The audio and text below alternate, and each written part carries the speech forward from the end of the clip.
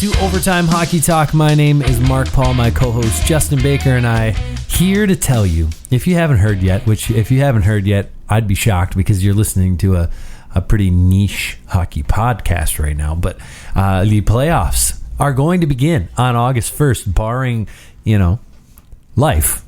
If anything happens, who knows what'll actually, if that'll get pushed back. But right now, all we have is August 1st, and I'm sticking with August 1st.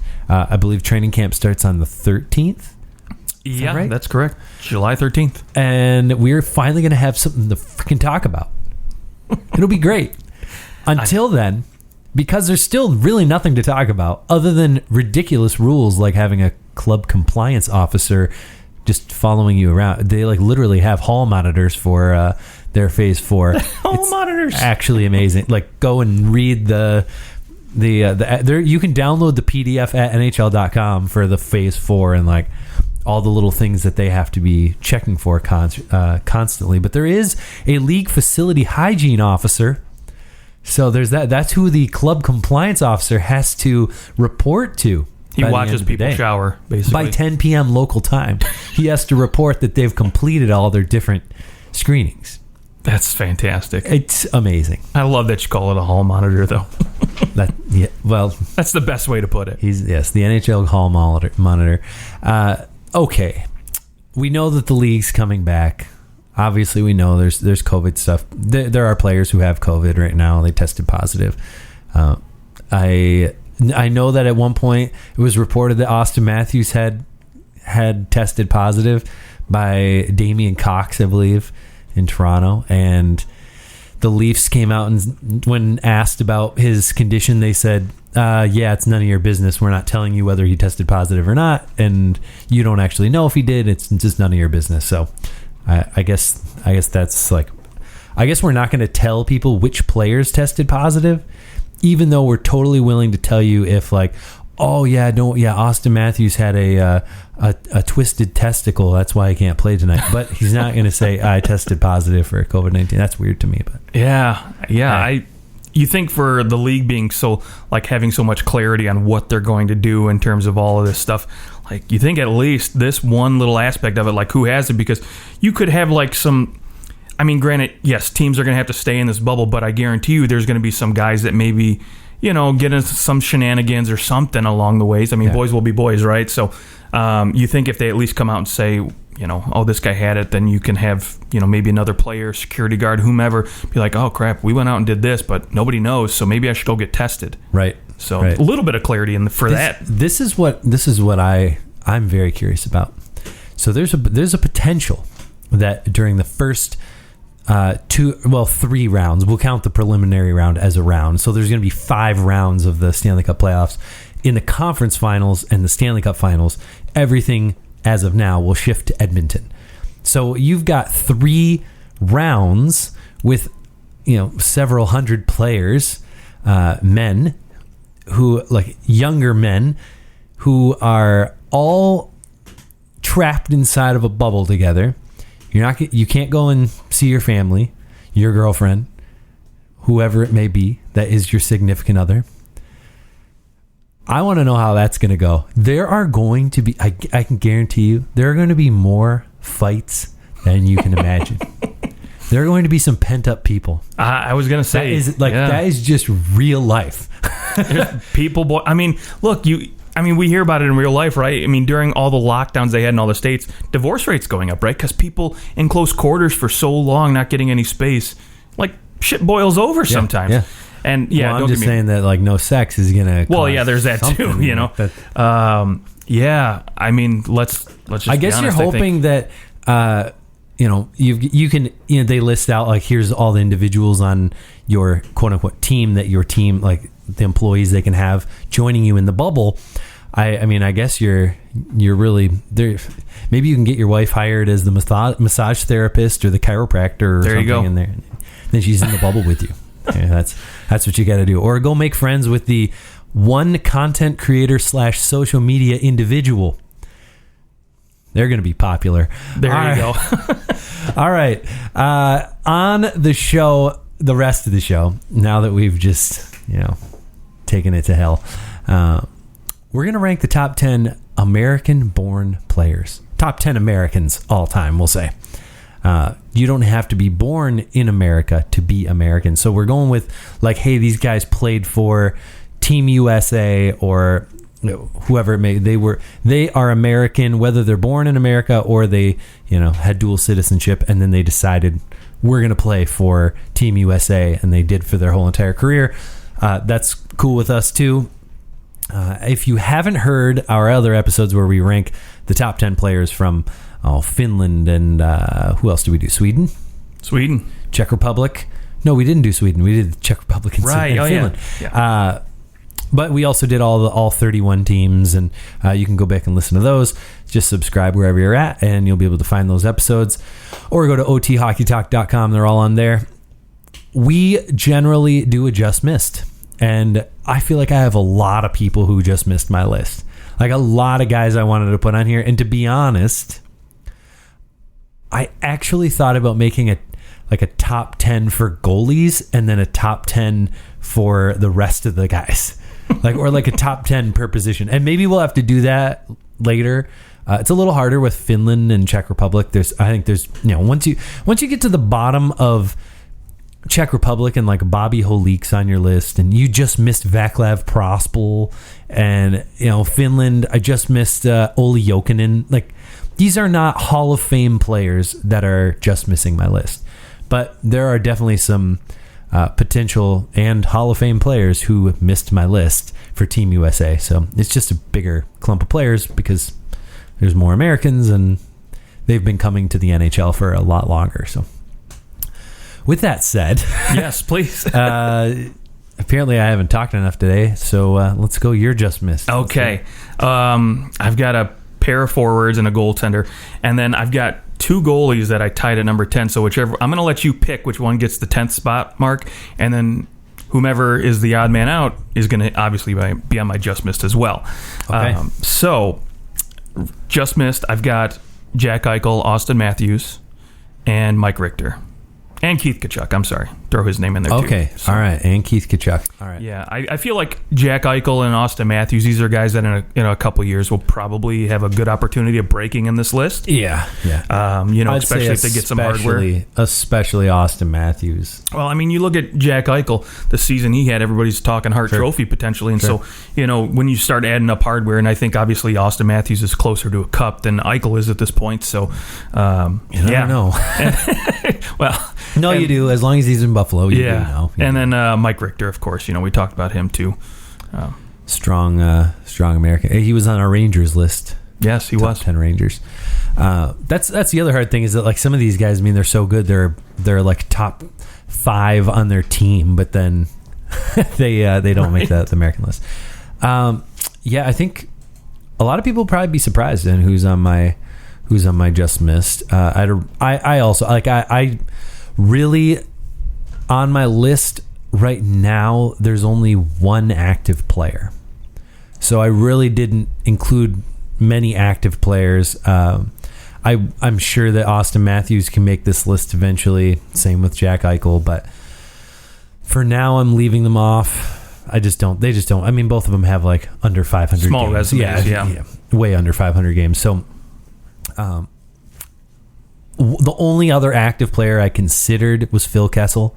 He is 14th all time in points as an American-born player, and he is 12th all time in goals. Just not enough though to get him over the hump of some of these other guys. And yeah, that's my. Oh, sorry. So the rest of my just missed. I have Tom Barrasso on my just missed. That's a good one. Okay. Yeah, and I also have Jonathan Quick on my just missed. Okay. Two guys that I was like, why? Like, how am I going to leave them off my just missed? This guy that like Jonathan Quick basically won a Stanley Cup for the LA Kings. Right. But when I looked at his regular season numbers over the course of time and the amount of, how he stacked up in terms of like where he was at in Vezina trophy voting. And yeah, he had some really nice seasons, where he's 3rd in Vezina trophy voting, 5th. He was 2nd. He was 8th. He's 7th, 9th. Obviously, he's a good goaltender. He never won the Vezina, though. So I just kind of left him off the list. I think that his success came more because of the team style in front of him, and honestly, once they changed the pads, he was much less of a player. he kind of took a little step back and became somewhat of an average goalie. I mean, the last 2 years he's been subpar. Right. Yeah, and Jack Campbell's obviously been which yes, he's on a bad team, but you just said Jack Campbell took advantage of it. Yeah, he did fine on the bad team. So he misses my list. And Tom Barrasso, I mean, he won a Vezina, he won a couple Stanley Cups. His numbers are just rough. It's hard for those guys in that era. I feel bad because the goalies in that time, it is hard. I mean, he was certainly he was in his first 4 years. He won the Vezina and was second in Vezina Trophy voting twice. And then he was second later on and third a few years after that. But he really didn't have, I don't know, it's those numbers, even once you start pushing up into the era where I know that he was an older goaltender. I mean, his best year was 97-98 when he was 32 years old in terms of goals against, other than I guess his second year of 267, but he had a 207 goals against with Pittsburgh that year. I mean, that was a great year, but he only played 63 games. Yeah. So yeah, that was kind of his like hurrah year with really nice statistics. The rest of the time, I mean, some years he's in like the 8.6s, the 8.5s, the 8.8s in terms of save percentage. So yeah, I mean, I know it's the 80s and things are crazy, and but I just felt like he also was on a phenomenal team. Yeah, he got to play on Buffalo, more Pittsburgh. Once he was on a really good team and winning the Stanley Cup, his numbers really didn't get much better other than his wins. So, I don't know. I just left him off my list. Probably. Okay. Yeah, fair enough. I also, too, left Barrasso and Quick off my list. They didn't even make the cut for me because I'm kind of like, where you were with Quick. Granted, he did win a Conn Smythe, and he did, basically backstop a team to the Stanley Cup and put this team on his back, but I think the system in front of him helped a lot more than I think with some of these other, players. And, especially when you look at whomever Mark chooses for my number 10, I think they were more instrumental in the success of the teams in front of them than I think maybe Jonathan Quick was for the LA Kings. Okay. Well, I'm curious who's going to be on this. All right. So both my guys I have tied at 10. You get to pick. One of them has one Vezina. The other has two. However, the one with one has a longer career. So we've got Ryan Miller and Tim Thomas. Okay. All right. Right. Both guys who missed my list. Okay. Yeah. I thought about Tim Thomas. Just didn't really play long enough, I guess, to like push off some of these other guys. Sure. And Ryan Miller is the all-time leading most wins in U.S. history, and second most games played behind Van Beesbrook. He never made it to a Stanley Cup. That was the hard part. He made it to I think a couple conference finals with the Sabres. So I mean, obviously it's not like it was entirely his fault that was the case. I have a hard time picking Tim Thomas, though. Okay. I think it warrants, having the most wins ever as an American-born goalie. So I'll go Ryan Miller at number 10. I think. Okay. Sorry, Tim Thomas, you're out. Tim Thomas on the just missed list for Justin. All right, you're number 10. Well, my number 10 was now, like, since we're sticking with goalies, my number 10 is John Van Beesbrook. Okay. So, I mean, he is, he had such an interesting career. He's the second all-time wins for Team USA. Played on some lesser Rangers teams through the 80s. There's a couple bad teams on there, but the team starts to get better in 1993. And then he gets taken by the Florida Panthers with the first overall pick in the expansion draft. So he's the first guy taken. He's a Marc-Andre Fleury. Goodbye, John Van Beesbrook. The year that he starts with the Panthers. He finishes with a 21, 25, and 11, and that's ties. No OT wins in that day. 21, 25, and an 11 with a 924 save percentage. And this is in 1993. Like, this is not a year where that is paltry. He's like up there leading the league in save percentage, and he's on a terrible, terrible team.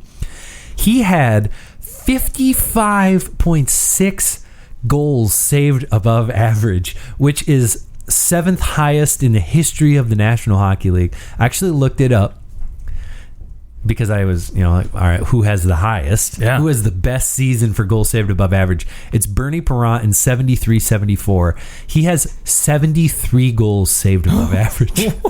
What? So, yeah. How many wins is that? Quite the season. Gosh. But he was so good. So instrumental in getting, like, players wanted to come to Florida because of Beezer. Like, not just the fact that he was a great goaltender, but he also was a great dude, and so that helps as well. But third in Hart Trophy voting, and he was 4 games under 500 in that year. He also was 5th in Hart Trophy voting in 85-86. when he won the Vezina and was the first team All-Star. He could dominate like hardly any other goalie could. He just happened to play on some bad teams and got shuffled around. But I think that he is one of the best Americans to ever play the game. He also, in the playoffs, just in 22 games in the playoffs, in 95-96, when the Panthers went to the Stanley Cup Finals, got swept by the Avalanche. He had a 932 save percentage, 18 goals saved above average in 22 games. Not On too average, shabby. he basically was saving an extra goal every single game, which is on par to his regular season where he had 55 to 57 games. So he had probably the best, I think some of the best seasons as an American-born goalie. Never won a Stanley Cup, but I'm definitely not holding that against him. So not too often that a goalie is in the Hart Trophy voting. I know that goalies have won it, but very, very it's few. tough. Very few, and no American goaltenders. So that's my number 10. That's a good pick. That's like I like the longest number 10 ever. Yeah, well, it's worth it. I liked it. That's right. And by the way, he is actually not in the Hall of Fame, but he should be. I agree with you on that one. He absolutely should be in the Hockey Hall of Fame. Yeah, give it time. I mean, He's the only one on my list not in the Hall of Fame outside of my one active player. Okay. Who obviously can't be in the Hall of Fame. Let's go to your number 9. Number 9, Jeremy Roenick for me. Okay. Growing up in the 90s watching hockey, he was pretty much what I thought of when I would think American-born players. He and another D-man were always kind of the first go-to guys I thought of when I thought of Americans. They were tough to play against. They kind of had this power forward-ish type style to them. And he was a goal scorer. I mean, let's face it. A lot of people, I looked at a lot of other lists, and I saw him higher on a lot of people's lists, but I will say the one knock for me is, he came out of the gates and he was hot, right? I mean, he obviously had his first year, 20 games, but after that, he came out and, he had 4 straight seasons of 40-plus goals and, 94-plus points in 4 straight seasons with Chicago. And a couple years in a row with 50-plus. Right. But after that, it's not like it kind of, the bottom fell out, but he wasn't producing at the same rate. Yeah. And obviously he had a pretty good Chicago team at the time to play with. Goes to Phoenix, and he hooks up with Keith Tkachuk, another American who made my just miss, but wasn't as dynamic. And I think maybe that was more to the defensive style the game was starting to develop, and maybe he just couldn't adjust. But I mean, all in all, he was still a well-rounded hockey player. He's 4th all time in scoring for American players. The guy was hard to play against. He went hard every single shift. And for me, he's my number 9. Okay, yeah, I have him at number 8. Okay. And I have Keith Tkachuk at number 9. So the reason I put Roenick a little ahead of Tkachuk, I mean, he had a longer career, slightly longer, many more points, and I also thought that Roenick could skate. I mean, he had some white skates. I don't know if you've seen those pictures. Oh, yeah, white skates. I think playing for the Flyers, he definitely had white skates. But I think he might have had some for the Blackhawks. I don't remember. But where Tkachuk was your like hard power forward, I think that Roenick bumps him a little bit. But I think almost like one of those 6-1s. Would you take Tkachuk and Roenick? Sure. Welcome Phoenix Coyotes into the league. Both these guys, I mean, they have been on some lists together for the Arizona Coyotes. They were both on our list. I could switch them around and wouldn't really care too much. For my sake, they were almost identical points per game in terms of how much they played, and I think I'd rather have Jeremy Roenick as a player than Keith Tkachuk, but maybe that's my like recency bias, wanting the faster player right now, because Keith Tkachuk, no way in hell could he play in the NHL now. He would be very, very slow. But Keith Tkachuk, I mean, the one thing that he maybe has on Roenick a little bit is he did have a couple years where he was up for the Hart. He was at least like in the top 10. We had 1 year where he was 10th in Hart Trophy voting.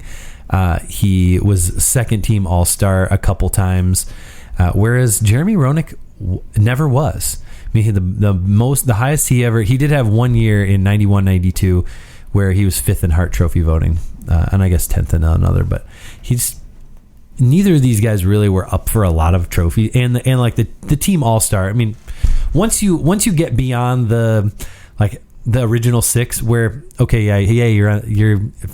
there's only 6 other guys who could be on that list, or like 6 other teams with players that could be on that list. But I think when you have no years where you're on even the second All-Star team, that means that at no time were you considered one of the top 6 forwards in the NHL, whereas Keith Tkachuk was a couple times. So, okay, there's that too.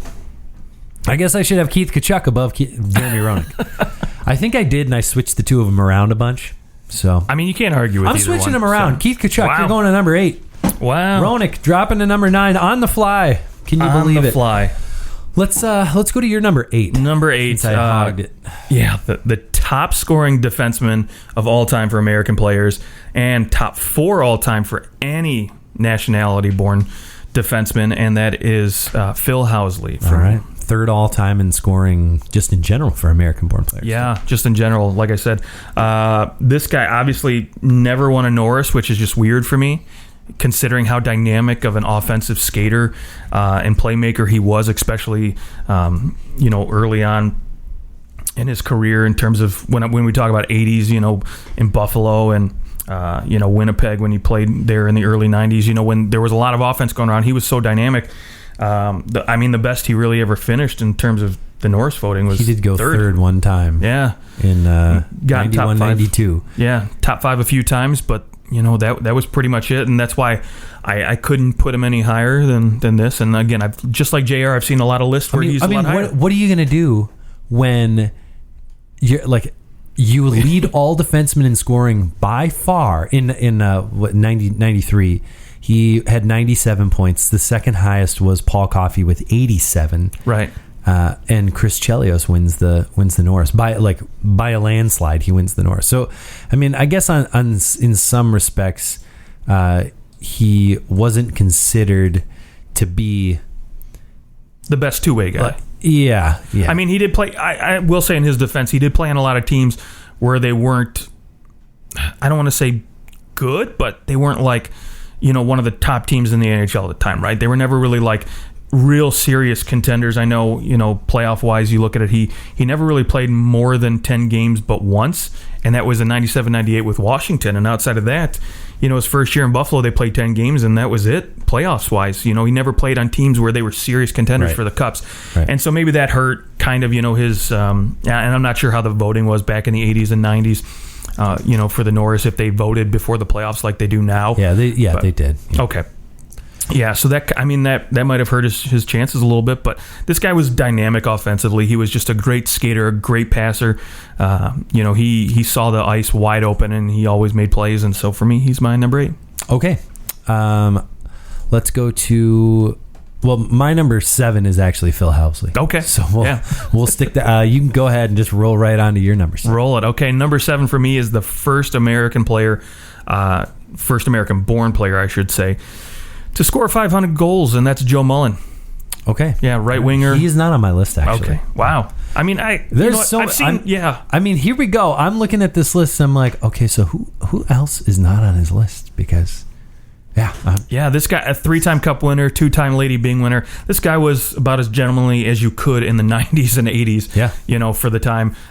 You look at his penalty minutes. I mean, he had some seasons where he had 4, 6 penalty minutes, and again, where there's constant hooking, constant slashing, like. To have that few penalty minutes is pretty impressive. 241 in 1,062 games. It's actually amazing. Yeah, it really is. That's Pavel Datsyuk-esque, in my opinion. Yes. For those who have only really watched the game during this era, but again, he had a lot of success in Calgary. Put up some good numbers there. Won a cup. Goes to Pittsburgh, of course, and then hooks up with Jágr and Lemieux and does some good things there. And what a great complimentary scorer he was, because obviously you knew how dynamic Lemieux and Jágr were there on the ice, and then you forget about it. Oh wait, we've got this other guy, Joe Mullen, who again in his mid-30s was still a freaking good point producer, and so you had to worry about him too when he was out on the ice, and that just made Pittsburgh all the more dangerous, especially. He had the most points in his career when he was 31 years old. Right. Yeah, 110 points. Yeah, guys like that. 51 goals. You'd think in their 20s would be more dynamic, but obviously, he's like I said, first to score 500. Too, and yeah, he certainly a dynamic goal scorer. I believe he was he like a first overall pick? Boy, that's a good question. I got to take a peek. Was he not drafted? Because what I'm looking at is showing that there's no drafting thing on here, but I'll look that up. That's right. Yeah, you look that up. I'll toss over my number 6. That is the Hall of Famer, 94-95 Masterton Trophy winner, and for my money, the best little guy to ever play. That's Pat LaFontaine. Okay. The all-time leader in points per game. My number 5, by the way. The U.S. in 865 games, 1,013 points. He made a few of our lists. I don't know if did he make the Islanders list and then the Sabres list? I think he made both those for me. Almost 500 goals in 865 games. Like, obviously his career cut short because of injury, and if he hadn't have had those injuries, what could he have done? He probably would have been the most prolific point producer for U.S. 148 points in 92-93. 53 goals. He scored over 40 goals 7 times. I'm sorry. That's incredible. And he scored 40 goals also when it started to not become as cool in 95-96. Yeah. He actually managed to do it when you weren't supposed to. Even in the year that he won the Masterton, he only played 22 games. That's actually it's strange. You see a guy win the Masterton and barely play any of the season, but he comes back at the end there, and he has a really nice 22 games, 27 points in those games. And unfortunately, after he scores 40 goals and 51 assists in 76 games in 95-96. He only plays a total of 80 games the rest of his career, and writes it off with the New York Rangers. So, what a season to retire! 62 points in 67 games, and then you just have to call it quits. So, I think he's definitely one of those guys that you wish we could have seen more of. We didn't, but I do think that he is truly one of the best American-born players of all time. Okay, yeah, I won't disagree with that. That's why he's spot higher on my list at number 5, just jumping this guy at number 6. And I had a hard time too. I flip-flopped these guys a couple of times, but ultimately I just kind of thought what would have been Pat LaFontaine's career had he had the longevity of the guy I have at number 6, and that's Chris Chelios. Okay. All right. Yeah.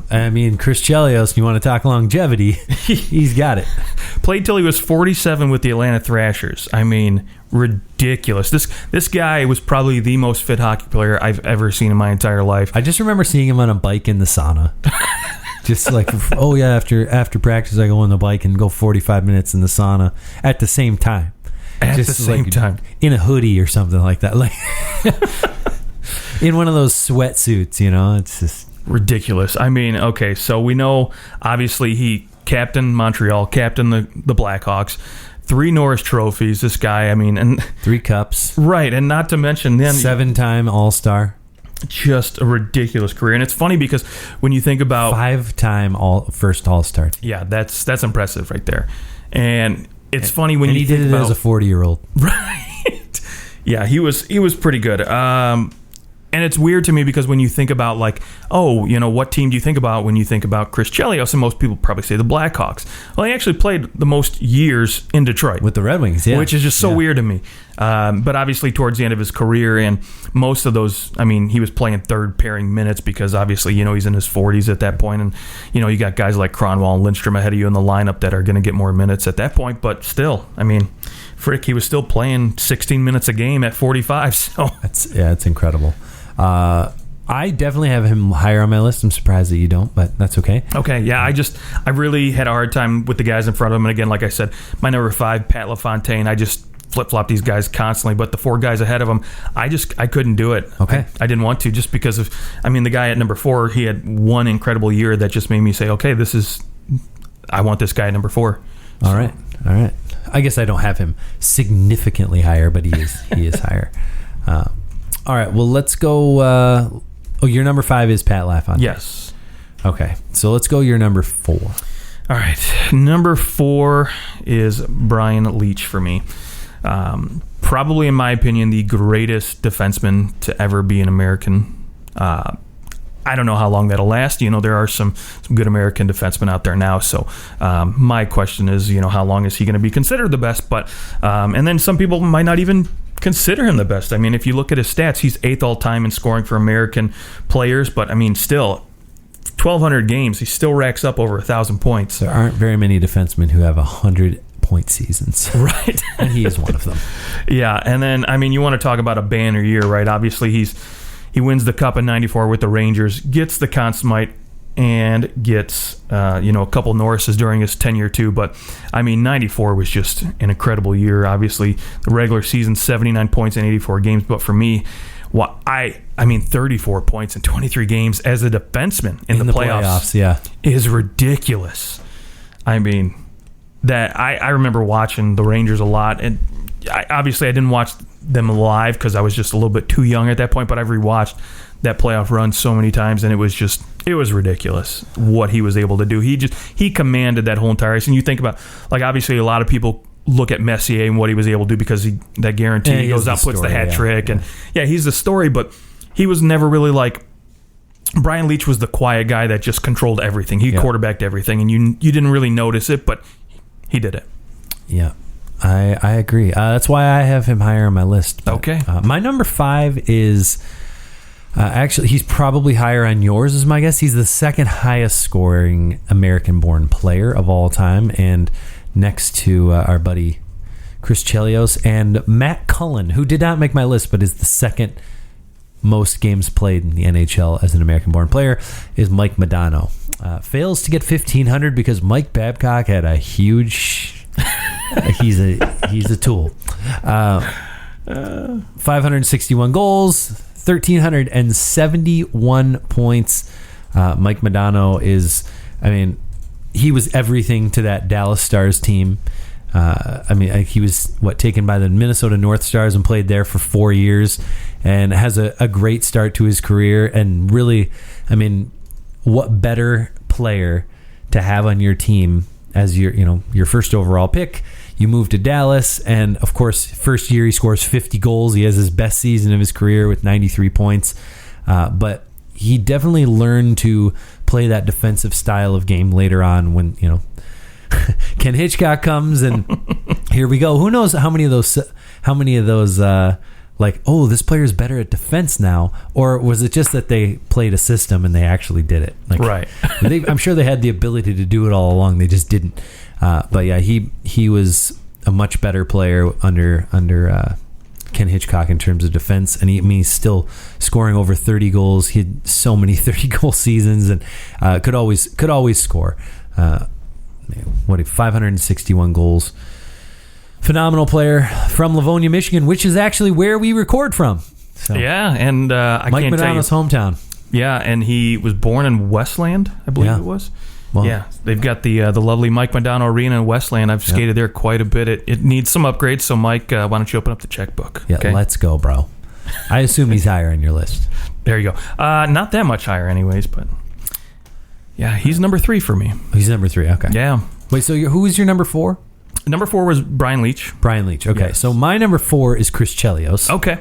Yep. So I go Modano at 5, Chris Chelios at 4, and then I've got Brian Leach at 3. Okay.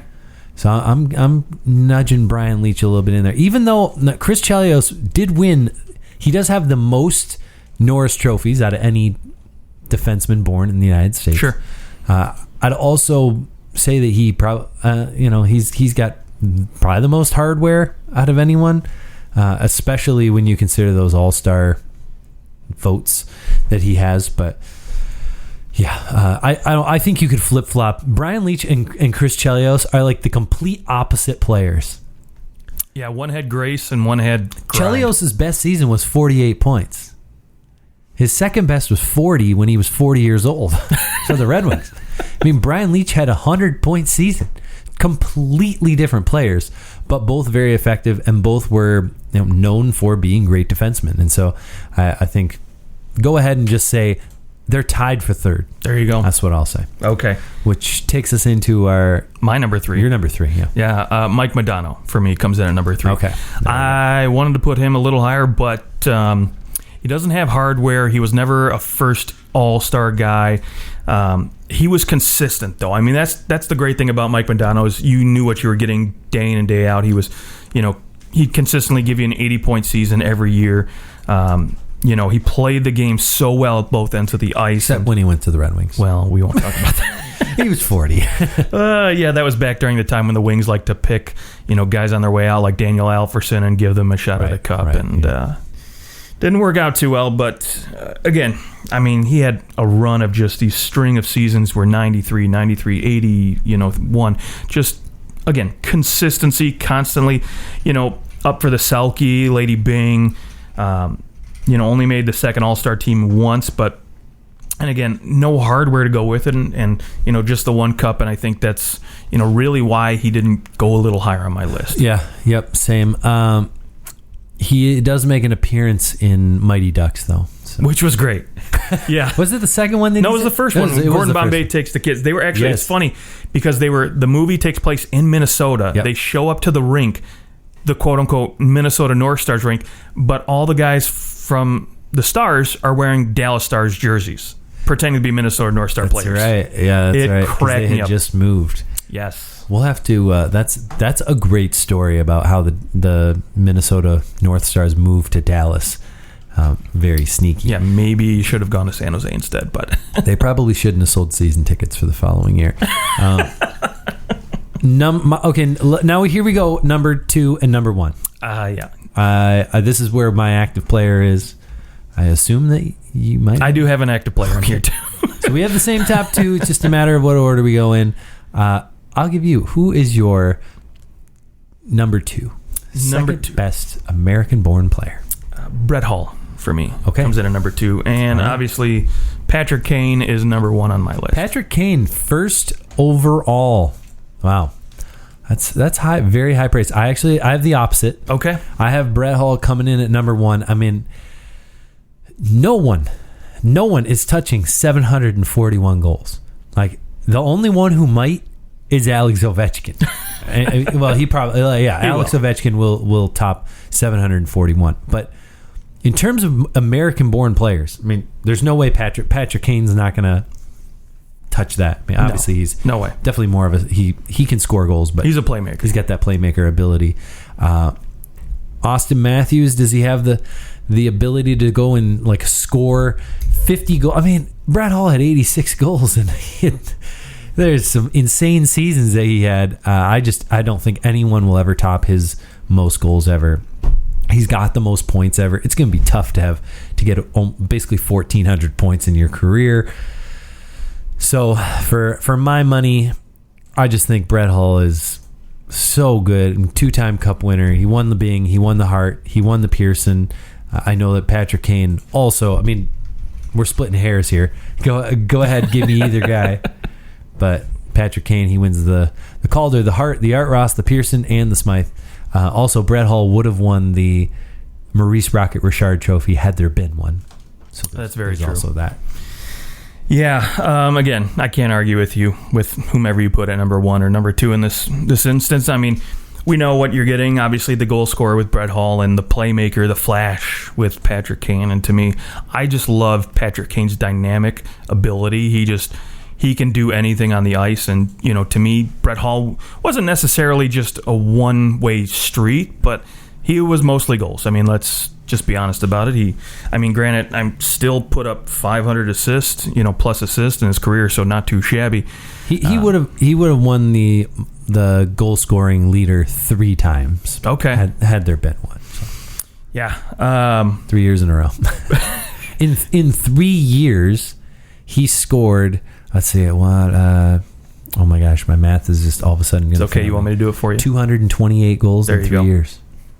That's insane. The only one to have more in a 3-year span, I think, is Gretzky. Probably.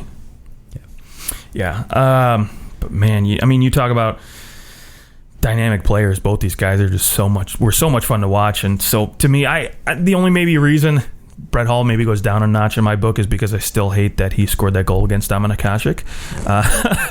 Although, that was a stupid rule to begin with. So. It is. I didn't even think about this, but both of them have a Stanley Cup winning goal in overtime. Yes. There are very few players who have Stanley Cup winning goals in overtime, and they are some of them. Both of them a little controversial. Actually, you know who else has an overtime goal in overtime? Also American is Jason Arnott. That's for true. The Devils. Yeah. You forget about that. A lot of Americans scoring. Boy. Yeah, I still remember Patty Kane's goal against Michael Leighton, and nobody thought it went in. And to me, it's weird because when you look inside the net, the puck is clearly in there. There was no contest is it in his pads? Did it sneak in? I mean, everybody's just standing around like, what happened? You just take a peek inside the net, and it's there, and there was just so much confusion. It just cracks me up. But it was like the worst celebration. We just won the Stanley Cup I've ever seen in my entire life. So, yeah, I think I'm looking now, and from what I can tell, they are the 3 American-born players who have scored Stanley Cup winning goals in overtime. There are very few.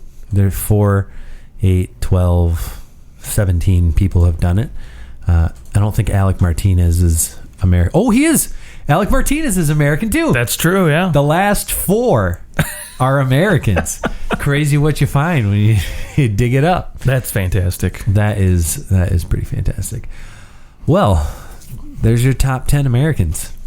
Not a bad list. Yeah, definitely an enjoyable trudge through memory lane, I guess, is how you'd see it. Yeah, I wish I could have put more goaltenders on this list, but I would I think, in the future, to take probably some of the countries that have had a larger array of players play there. I know that like Finland has probably now, if we took maybe in 15 years, we could do this for Finland. And Czech Republic's kind of slowed down a little bit in sending players to the NHL the way that they were in the 90s. The Swedes have ramped up, but it would be fun to do top defenseman, top goalie, top forward from some of these countries. So maybe we'll revisit in the future. How to do the top 10 from Canada is going to be insane. So yeah, and I got to say though, U.S. I would love to do the top 10 goalie list. That would be fun for me, for sure. We will make sure that happens. All right. Well, let us know what you think of our list. You can find us on Twitter at OT Hockey Talk. Until then, be watching out for training camp starting on July 13th. We'll what kind of coverage there's going to be of it. I don't know. I don't know who's going to be let in to send stuff out. It'll obviously be this one content creator that each team's allowed to have, but there's got to be someone in the locker, someone around who is going to be covering these teams and sending out stuff. So we'll see what happens. But next time we speak, there will be real, actual things happening. I can't wait. I can't wait. You guys have a great rest of your day. We will talk to you when the NHL training camp returns.